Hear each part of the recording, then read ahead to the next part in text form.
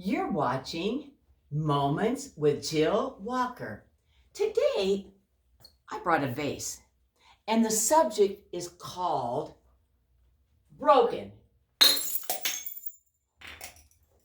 Now, you might wonder why I broke a vase. Actually, it only cost me $1, okay? But I wanted to make a point.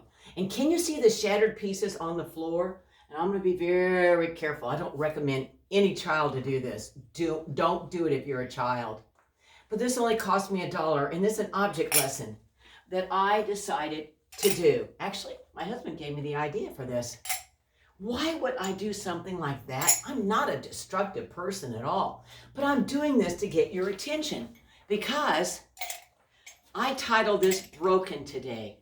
And now I'm going to read some Bible verses to let you know why I chose to have this subject called Broken. I stood farther away because I wanted you to see the broken pieces that are shattered on the floor. It says in Psalms 147:3, and I love this verse, He healeth the broken in heart and bindeth up their wounds. See how broken that vase was? He healeth the broken in heart and bindeth up their wounds. You know Isaiah 53:5 says, He was wounded for our transgressions.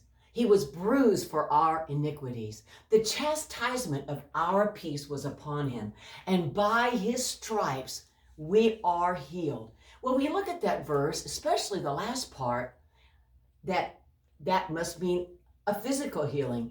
And it can. He can heal us physically, but he can also heal us emotionally. And when our heart feels so broken, he can do that too.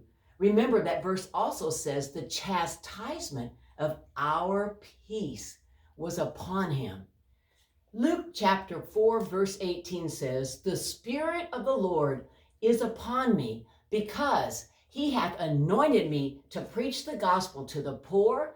He hath sent me to heal the brokenhearted.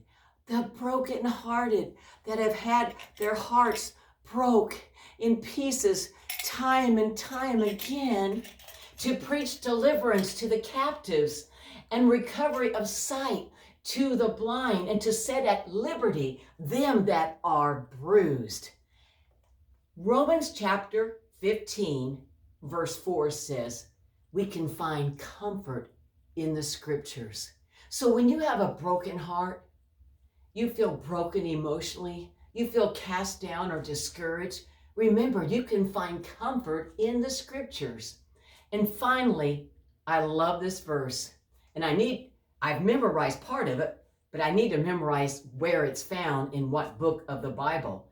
The book is 2 Corinthians chapter 1, verses 3 and 4, and I'm just sharing a portion of it.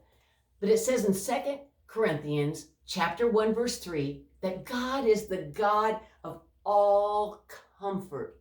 Remember that, especially when you've lost a loved one. He can comfort you like no one else can. And it also says in verse 4, who comforteth us in all our tribulations, that we may be able to comfort those that are in any trouble by the comfort wherewith we ourselves are comforted by God.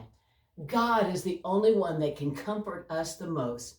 So whenever you feel broken in heart, whether it's through losing a loved one or a disappointment in your life, you didn't get the job you wanted, or a good friend really disappointed you and betrayed you and let you down, or you're just disappointed by just the way your life is going, or a broken marriage that's just so broken beyond repair, I have good news.